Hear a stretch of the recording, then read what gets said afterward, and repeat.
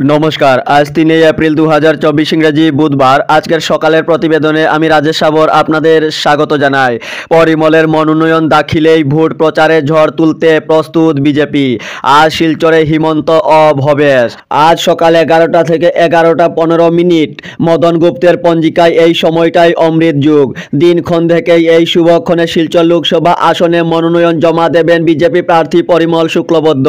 তাঁর মনোনয়ন প্রদান পর্বেই ভোট প্রচারে ঝড় তুলতে প্রস্তুতি নিয়েছে কাছাড় বিজেপি। আজ পুলিশ প্যারেড গ্রাউন্ডে কম করে 20,000 কর্মী সমর্থকদের সমাবেশ করছে শাসক শিবির।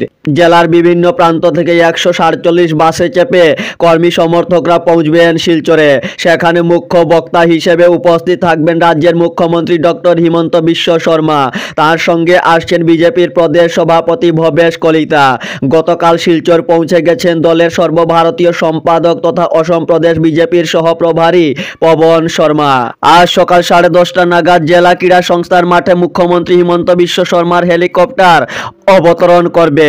সেখানে সমবেত দলীয় প্রার্থী পরিমল শুক্লবৈদ্য ও নেতা কর্মীর সঙ্গে পদযাত্রা করে জেলা আয়ুক্ত কার্যালয়ের রিটার্নিং অফিসার সকাশে যাবেন তিনি। সোয়া 11টার মধ্যেই মনোনয়নপত্র দেবেন প্রার্থী পরিমল শুক্লবৈদ্য। এই পর্ব সম্পন্ন করে স্বপার্ষদ মুখ্যমন্ত্রী ফের পদযাত্রা করে club road, capital point, trunk road হয়ে পুলিশ প্যারেড গ্রাউন্ডে পৌঁছবেন। বেলা 12:30টার মধ্যে জনসভাকে সম্বোধন পর্ব শেষে মুখ্যমন্ত্রী ফের হেলিকপ্টারে করে যাবেন করিমগঞ্জ। সেখানে দলীয় প্রার্থী কৃপানাথ মালার মনোনয়ন প্রদানে উপস্থিত থাকবেন মুখ্যমন্ত্রী।